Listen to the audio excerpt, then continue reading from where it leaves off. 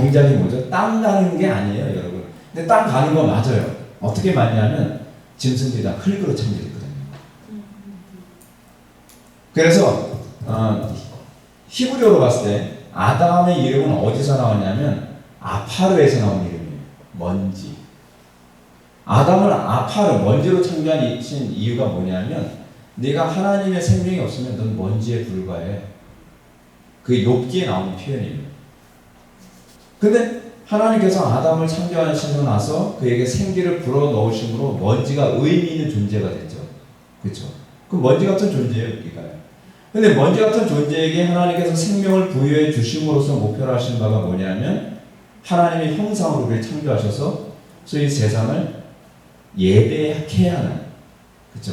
하나님의 뜻대로 경작케 하도록 하기 위해서 우리를 그렇게 구원하신 거예요. 그게 하나님께서 우리를 구원하신 방식이에요. 창조하신 방식이죠. 그래서 여러분, 우리의 구원 방식은 어떻게 나옵니까? 예수께서 제자들에게 숨을 내쉬며 가라사대. 마치 구약의 창조 사건을 그대로 보고 있는 것 같은 그런 느낌이죠. 그렇게 함으로써 아담의 미션이 신약의 교회들에게도 동일하게 주어졌다는 것을 우리들에게 암시하고 있죠. 우리는 어떻게 해요? 우리는 경작을 하는 거예요. 많은 흙들을 경작을 하죠. 자녀들, 그리고 모든 피조물들, 상황들, 그렇죠? 그래서 어떻게 해요? 하나님, 우리 가정도 하나님 것입니다. 아브라함에게 하나님께서 그거 물어보셨죠. 백세에 낳은 자식 얼마나 예쁘겠어요? 눈에 넣어도 아프지 않겠죠. 너무나 사랑스러워. 근데 그 기껏 주시고 나서 너무 사랑스러운데 네 아들 이삭을 바쳐라? 하나님 해도 너무하시네요. 저 오늘부터 하나님 안 믿기로 했어요. 그렇게 나오지 않죠. 아브라함이 어떻게 나오죠? 알겠습니다. 그리고 자기 아들 이삭을 제물로 드리는 장면이 나오죠. 근데 그 제물로 드리는 그 장면에서 내가 나를 경외하는 줄 아느니라. 몇 계명이죠? 5계명이죠. 5계명 전체, 5계명은 나머지 두 돌판, 첫 번째 돌판과 두 번째 돌판을 다 감싸는 계명이거든요. 중심축에 딱 서서. 굉장히 특이한 계명이에요. 그 계명이. 이로써 네가 나를 경외하는 줄 알았노라. 네가 예배자인 걸 알았다는 얘기예요. 경외한다는 것은 하나님을 예배하는 예배자의 가장 전형적인 특징이거든요. 하나님께서 아담을 창조하셔서 그에게 종주권을 주시죠. 그래서 우리가 자꾸 유혹을 받는 게 뭡니까? 하나님, 돈은 제 거죠. 그리고 애들은 내 거죠. 내가 낳는데. 그리고 내 와이프, 내 남편, 저것도 내 거죠. 근데 하나님께서 계속적으로 우리에게 요구하시는 건 뭐죠? 그거 하나님께 드릴 준비돼 있어? 라고 얘기하죠. 흥미로운 게 아담이 자기 몸에서 나온 그 여자를 딱 보고서 뭐라고 이름을 지었냐면 여자라고 이름을 줬어요. 여자. 히브리어로 이샤. 근데 남자는 히브리어로 뭘까요? 이쉬. 내 몸에서 난 자라는 얘기예요. 여자를 뭐라고 그랬다고요? 내 몸에서 난 자예요. 그 말 속에 이미 뭐가 들어가 있어요? 소유권에 관한 얘기가 있죠. 그렇죠? 그렇게 하면서 그것이 나중에 창세기 3장에서 범죄로 나오는 거죠. 여러분, 하나님께서 아브라함에게 요구했던 자기 아들 이삭을 바치라 했을 때 요구했던 제사가 뭔지 아십니까? 번제입니다. 번제. 번제의 히브리어가 올라라고 얘기하거든요. 올라. 완전히 태워서 올려드리는 거예요. 올려드리는 거예요. 하나님께서 우리에게 예배를 요구하실 때 또는 하나님께 대한 소유권을 얘기했을 때 전부가 다 주님 것입니다. 그런 태도가 공적 예배에서 일어나고 그것이 우리의 삶 속에서 그 예배가 현실화되어지죠. 그죠? 그래서 이 사건을 통해서 우리는 궁극적으로 공예배와 사적인 예배라고 하는 개념이 나오게 돼요. 여러분, 공적 예배가 무너지면요, 여러분들이 매주 주일날마다 목사님의 설교를 듣고 그리고 같이 여러분 예배의 중요한 요소 중에 하나가 성도가 서로 교통하심이라는 거 알고 계십니까? 한국교회 그거 없어졌어요. 그러니까 자기 혼자 자율학습이에요. 완전히 인터넷에서 설교 듣고 또는 예배당에 잠깐 참석해서 설교만 딱 듣고 그냥 집으로 돌아가고 지체들과 교제를 안 해요. 근데 사도신경에서 중요한 요소가 뭐죠? 성도가 서로 교통하시는 미싸우며. 근데 우리 개혁자들은 뭐라 얘기하냐면 성도가 서로 교통하심이 없다면 신앙이 아니라고 봤어요. 신앙은요, 뭐냐면 나하고 같은 영을 가진 사람들과의 교통의 관계예요. 그거를 사도 바울이 고린도전서에서 뭐로 표현했죠? 지체라는 개념. 한 몸됨. 그리스도를, 예수 그리스도를 머리로 한 한 몸됨의 개념이 바로 교회라고 얘기하죠. 우리가 만약에 한 몸된 지체들을 사랑하지 않는다면 그 사람은 예배자가 아니라는 거예요. 그게 이제 요한일서에서 나오는 개념이죠. 요한일서에서 눈에 보이는 바 형제를 사랑하지 않는 사람이 눈에 보이지 않는 바 하나님을 사랑할 수 없는, 그 사랑이라는 개념이 예배 개념이에요. 왜 예배 개념이냐면, 여러분 예수님께서 율법의 강령을 말씀하실 때 1계명서부터 4계명을 뭐라고 얘기하셨죠? 네, 마음을 다하고 뜻을 다하고 목숨을 다하고 힘을 다하여 주 너의 하나님을 사랑하라 하셨으니, 그게 율법의 대강령이죠. 그런데 우리가 하나님 사랑해요를 어떻게 하죠? 찬양하면서 주님 사랑해요 눈물을, 그게 사랑인가요? 그렇죠? 헌금 많이 하는 게 사랑인가요? 그렇죠? 뭐 봉사 많이 하는 게 사랑인가요? 아니요. 성경 그렇게 얘기하지 않아요. 1계명부터 4계명을 충실하게 지키는 것이 마음을 다하고 뜻을 다하고 목숨을 다하고 힘을 다하고 지혜를 다해서 사랑하는 거라고 얘기했어요. 율법의 대강령이에요. 그것이. 우리는 주의 성수 개떡같이 하고 예배 시간에 맨날 턱 깨고 졸고 앉아있고 맨날 예배 늦고 예배를 뭐 수업하는데 개끌려 가듯이 억지로 와서 예배하면서 찬양만 하면 눈물 흘리고 뭐 얼마나 눈에서 즙이 잘 나오는지 그러면서 내가 하나님 사랑하다 자꾸 생각하는 거예요. 근데 사랑은 눈물 흘린다고 사랑이 아니거든요. 그것 때문에 남자들이 교회를 못 나오잖아요. 나는 왜 즙이 안 나오지? 내 안에는 예배 시간마다 즙이 줄줄줄 나오는데 나는 믿음이 없나 봐. 믿음은 그거로 측정하는 게 아니에요. 믿음은 뭐로 측정을 해요? 예배로 측정해요. 예배로. 1계명부터 4계명에 대한 나의 태도, 그것이 제일 되는 계명이니, 그렇죠? 그래, 제일 되는 계명이 뭐예요? 내 이웃을 내 마음처럼 사랑해.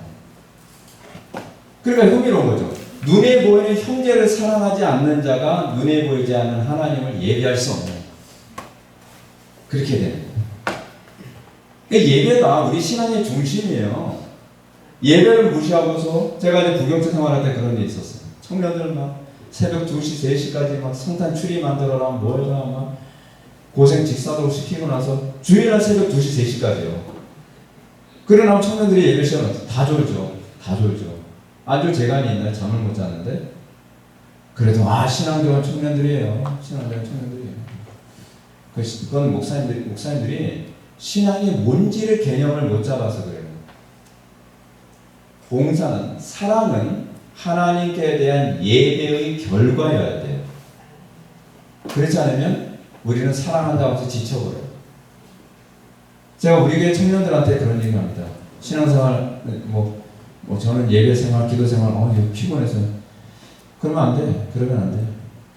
아무리 어려워도 예배와 기도생활이 흐트러지면 안 돼. 그러면 영적전에서 패배해요. 제가 아브라함 링컨을 굉장히 존경을 하는데요. 아브라함 링컨은 전쟁터에서조차도 기도생활을 멈추지 않았대요. 그래서 이긴 거예요. 왜냐하면 이 전쟁의 본질이 예배라는 걸 알았던 거예요. 우리는 이 전쟁의 본질이 예배라는 걸 잊고 있어요. 그 예배는 뺏기더라도 일단은 동성애 맞고 봐야 되고, 예배는 뺏겨도 무슨 사회적으로 일어나는 차별금지법 이거 막아야 되고, 왜냐면 결과 중심적이라서 그래요. 여러분, 마귀는 얼마나 교활한지 아십니까? 오케이, 차별금지법 막는 건 내가 하도록 해줄게. 근데 예배만 때려치면 만사 오케이. 어디서 나온 얘기인지 아세요? 예수님 시험했던 내용입니다. 예수님 시험할 때 뭐라고 시험했죠? 네가 이 돌들로 떡덩이를 되게 만들면, 또는 이 성전에서 네가 뛰어내리면 나에게 다 줄게. 사탄은요, 본질과 비본질을 기가 막히게 잘 알아요. 그래서 우리가 원하는 걸 다 주면서 결국은 하나님은 없는 거예요. 예배는 없는 거예요. 예배는 다 망가졌어요. 그럼 모든 걸 다 가져갈 수 있다는 건 아니에요. 도박의 천재죠. 근데 우리는 그거 하나 맞고 예배를 포기하고, 그거 하나 맞고 하나님께 대한 경외 포기하고, 그거 하나 맞고 기도 생활 포기하고. 그럼 사탄은 뒤에서 묻죠. 야, 너 게임에서 졌어. 내가 윈, 넌 루저야. 왜? 왜? 뭐가 잘못됐어? 아니, 난 차별금지법 막았는데, 동성애법 막았는데, 기독교 박해법도 막았는데, 그치? 교회는 다 죽었잖아. 예배는 다 죽었잖아. 본질이 예배라는 거 아직도 모르니? 나 이제 바보구나. 그게 사단이 머리 쓰는 방식이에요. 그래서 예배의 중요한 본질이 뭐냐면 하나님께 대한 공적 예배가 삶 속에서의 사적인 예배로 나타나는 거죠. 그래서 출애굽기 19장부터 24장에서 보면 24장이 뭐로 나오냐면 그 피로연이 나와요. 피로연. 그러니까 이스라엘 백성들이 모세로부터 율법을 딱 받고 난 다음에 기뻐 뛰며 놀더라 라고 얘기해요. 그것이 하나님의 은혜 받은 사람들이 성도의 교통하심에 관한 얘기거든요. 그래서 우리 교회는 주보의 맨 뒤에 뭐가 들어가냐면 성도의 교제라고 하는 부분이 들어가요. 왜냐하면 그것이 예배, 사적인 예배이기 때문에 그래요. 예배는 축도로 끝나는 것이 아니라 삶 속에서 성도가 서로 교통하면서 이제 예배가 시작이 되는 거예요. 삶 속에서 예배가. 거기서 사실 완성이 되는 거거든요.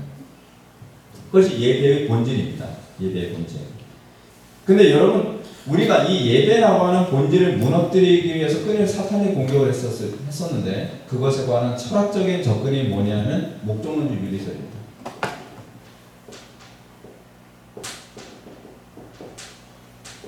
목적론적 윤리설은 굉장히 위험한 철학입니다. 프랑스 혁명의 기초를 이뤘던 것은 목적론적 윤리설이에요. 장자크 루소 같은 사람이 철학적 기초를 넣었는데요. 장자크 루소가 가지고 있는 사고방식이 뭐냐면 목적을 위해서는 수단과 방법을 가리지는 안 된다는 개념들이에요.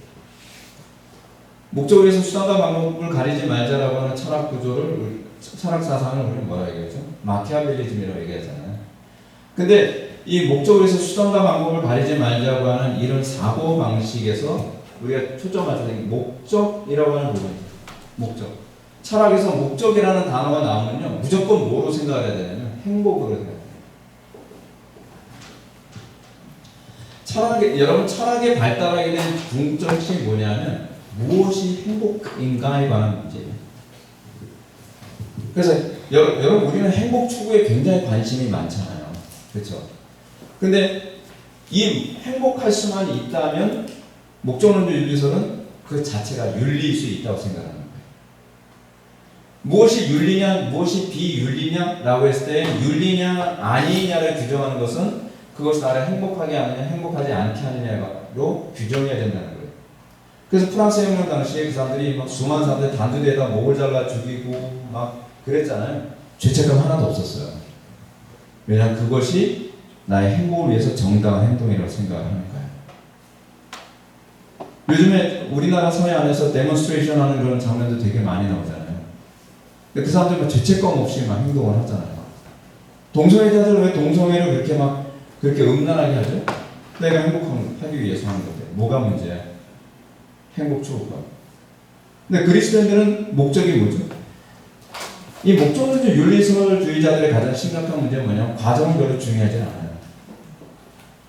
우리 그렇잖아요. 예를 들어서 여러분데 어떤 자녀가 공부를 주일 성수 열심히 했는데 수진 학교 갔다고 쳐요. 그러면 우리 애가 공부 열심히 했어요. 우리 아이가 주일 성수 열심히 하고 기도생활 굉장히 열심히 해요. 그래서 어느 대학 갔는데 왜냐면 우리는 목적으로 모든 걸 다 평가하려고 들잖아요. 그죠? 우리 아이들은 가정이 이제 화목하고 하나님 예배 잘하고 돈 얼마나 버는데 무슨 집에서 사는데 그렇잖아요. 이거로 다 평가를 하려고 들어요. 근데 이것이 사실은 전형적인 사탄주의적인 사고방식이에요. 이걸 우리는 인본주의라고 얘기하죠. 인본주의. 근데 성경은 우리들에게 뭐라고 얘기하죠? 그래서 어떤 과정을 거쳤는데 우리는 그렇잖아요. 뭐로 가든지 서울만 가면 된다고 얘기하는데 우리는 어떻게 서울을 갔냐는 것이 중요한 것이고 어떻게 하든지 좋은 성적을 받으면 어떻게 하든지 좋은 대학, 명문대학에 들어갔으면 그만인 거예요. 그런 얘기 하다가 옛날에 최순실 딸이 욕을 먹었던 게 뭐예요? 돈 어쩌고 그러니까 뭐예요? 야, 그것도 실력이야. 돈 있는 것도 실력이란 말이야, 아저씨가. 이런 얘기해서 가는데 공부는 사가지고 사실 이 문제까지 간 거거든요. 그것이 굉장히 중요한 도화선이 된 거죠. 근데 우리 그리스도인들에게서 이게 있으면 안 된다는 거예요. 예수님께 계속적으로 주어졌던 유혹이 뭐예요? 그거잖아요. 너 뭐 때문에 왔지? 사람들 구원하기 위해서 왔잖아. 그럼 어떻게 해? 항상 성경에서 한번 뛰어내려봐. 그리고 이 돌돌로 떡덩이 되게 만들어봐. 여러분 얼마나 우리 유혹이 많이 됩니까?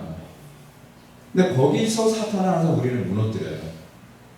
여러분들 여기서 우리가 한 가지 좀 생각해야 될 부분이 있습니다. 하나님 망하더라도 성경대로 가겠습니다.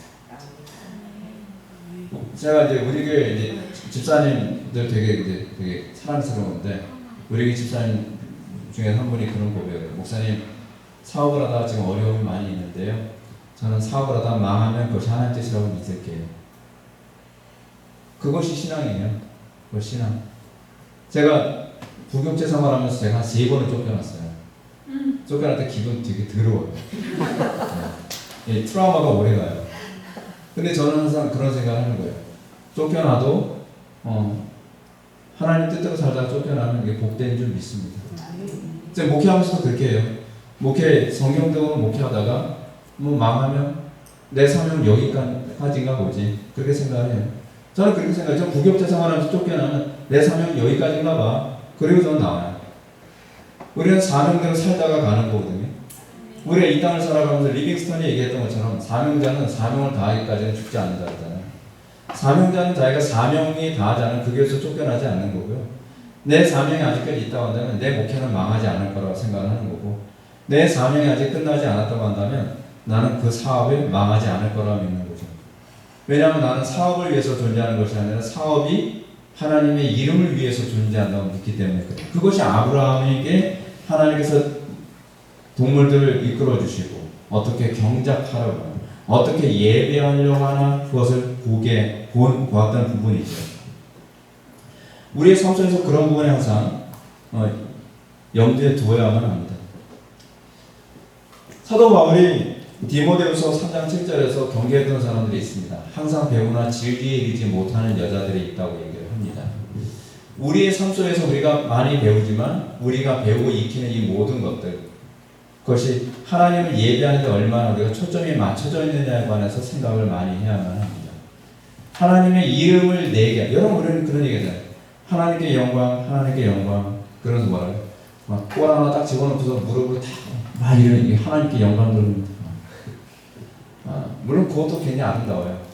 근데 성경적으로 얘기하는 하나님께 영광이라는 개념이 무엇이냐면 이것이 하나님의 소유임을 인정하는 거예요. 예배. 우리의 삶 속에서 우리가 수많은 것들, 내 것은 없습니다. 하나님 것입니다. 그걸 날마다 인정하며 소유권을 항상 하나님께 돌려드리는 삶을 살 때에 우리가 예배자임을 아는 거죠. 소유권이 하나님이라는 것을 알게 되면 어떻게 해요? 하나님, 제가 이 동성애 사역 같은 거 이걸 위해서 고난을 당하더라도 하나님의 소유 안에서 일어나고 있습니다. 그래서 우리의 신앙의 선배들이 죽는 것도 선택할 수 있었던 거예요. 왜냐하면 내 목숨도 하나님의 소유라고 인정을 하는 거예요. 소유권에 관한 문제. 하나님께 질문을 던지는 거죠. 이런 상황을 딱 주시면서 다니엘에게, 그래, 네 목숨이 네 건이 아닌 내 건이야. 목사님, 하나님, 근데 이 목숨은 내 거 아닌가요? 그랬을 때 우리는 배도를 하는 거죠. 이 목숨도 주님 것입니다. 살든지 죽든지 주 뜻대로 왔어요. 이게 예배예요. 이게 예배예요.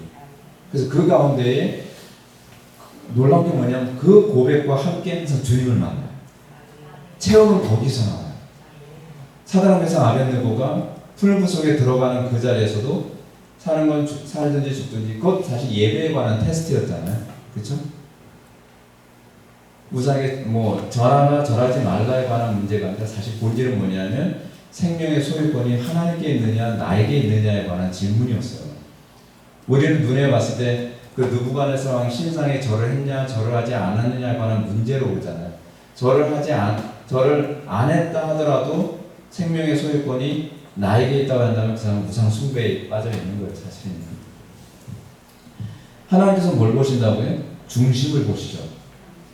하나님께서 네가 주의 성수 했니 안 했니, 헌금 했니 안 했니, 그걸 보시는 것이 아니라 11조를 드리는 것도 뭐냐면 이 재물의 모든 것을 소유권이 주님께 있습니다 라는 고백을 보고 보기 위해서 11조 하라고 하시는 것이지. 주의 성수하는 것도 그렇잖아요. 이 시간이 주님 것입니다 라고 하는 소유권에 대한 고백을 듣고 싶어서 주의 성수에 관한 것을 우리에게 요구하시는 것이죠. 근데 어떻게 편할 때, 시간 많을 때는 주의 성수 열심히 하는데 내가 바쁘고 힘들고 어려울 때 주의 성수 안 해요. 그 얘기가 의미하는 바가 뭐예요?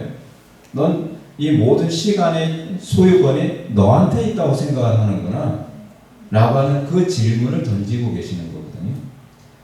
근데 이 부분이 모이고 모여서 이 고백 안에서 문화가 만들어지고, 그래서 이 사회가 경건한 문화가 만들어지는 거예요. 사랑하는 성도 여러분, 우리가 오늘 시간 예배에 관해서 첫 번째 시간을 우리가 살펴보았는데요. 본질은 예배입니다. 사실은 이 구원도 예배 안에서 일어납니다. 예배를 등한시하면서 회심이 일어나지 않습니다. 영적 대각성론이 일어났던 당시에 회심한 사람들이 상당히 많았는데요. 다 예배 시간에 회심을 했습니다. 왜냐하면 우리는 예배를 위해서 구원받은 존재이기 때문에 그런 것이죠. 여러분들이 이번 이 강의를 통해서 예배에 대한 여러분들의 개념이 좀 더 바뀌고 하나님을 더욱더 온전히 예배하는데 힘쓸 수 있기를 바랍니다. 신앙에서 항상 참된 예배자는 심령이 항상 가난한 겁니다. 더 온전한 예배를 드리지 못했다는 것 때문에 안타까워합니다. 자기 의에 빠져서 나만큼 예배하는 사람이 있으면 나와보라 그래. 그럼 완전 꽝입니다. 우리가 참되게 예배한다면 주님의 이름에 더 온전한 예배를 드리지 못한 것 때문에 안타까워야 돼요.